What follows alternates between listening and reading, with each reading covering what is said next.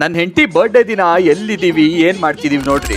ಬೆಳಿಗ್ಗೆ ನಮ್ಗೆ ಯಾರು ದರ್ಶನ ಕೊಡಕ್ ಬಂದಿದ್ದಾರೆ. ನೆನ್ನೆ ಮಾಡಿದ ಪೈಪ್ಲೈನ್ ರಿಪೇರಿ ಎಲ್ಲ ಮುಗ್ದಿತ್ತು, ಅದಕ್ಕೆ ಮಣ್ಣು ಮುಚ್ತಾ ಇದ್ದೆ. ಅದೇ ಕೈಲೇ ರಂಗೋಲಿ ಪುಡಿ ಬೇಕು ಅಂತ ನನ್ನ ಹೆಂಡತಿ ಕೇಳಿದ್ಲು, ಅದಕ್ಕೆ ಪಟ್ಟಂತ ಅದನ್ನ ತುಂಬ್ಕೋತಾ ಇದ್ದೆ.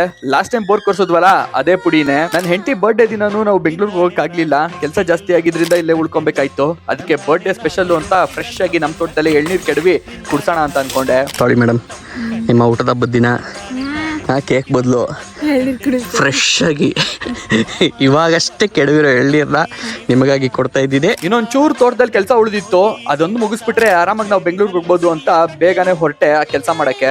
ಎಷ್ಟು ಕಷ್ಟ ಬೀಳ್ತಾ ಇದಾರೆ ಯಜಮಾನ್ರು. ಕೆಲಸ ಮುಗಿದ್ಮೇಲೆ ಪೈಪ್ ಎಲ್ಲ ಸುತ್ಕೊಂಡು ಮನೆಗೆ ತಗೊಂಡೋಗಿಟ್ಟು ಬೆಂಗಳೂರು ಕಡೆಗೆ ಹೊರಡಕ್ಕಿಂತ ಮುಂಚೆ ನಮ್ಮ ಅಣ್ಣನ ಮನೆಗೆ ಒಂದು ವಿಸಿಟ್ ಹಾಕ್ಬೇಕಿತ್ತು. ಅದ್ ಏನಕ್ಕೆ ಅಂತ ಹೇಳ್ಬಿಟ್ಟು ನೀವು ನನ್ನ ಯೂಟ್ಯೂಬ್ ಚಾನಲ್ ವಿಸಿಟ್ ಮಾಡಿದ್ರೆ ಫುಲ್ ಬ್ಲಾಗ್ ಸಿಗುತ್ತೆ, ಅದ್ರಲ್ಲಿ ನೋಡ್ಬೋದು. ಬೆಂಗಳೂರಿಗೆ ಬಂದು ಫಸ್ಟ್ ಮಾಡಿದ ಕೆಲಸನೇ ನಾನು ಎಷ್ಟು ತೂಕ ಕಡಿಮೆ ಆಗಿದ್ದೀನಿ ಅಂತ ಚೆಕ್ ಮಾಡಿದ್ದು. ನನ್ನ ರಿಯಾಕ್ಷನ್ ಅಲ್ಲೇ ಗೊತ್ತಾಗ್ತಿರ್ಬೋದು ನಿಮ್ಗೆ ಕಡಿಮೆ ಆಗಿದ್ದೀನೋ ಇಲ್ವೋ ಅಂತ.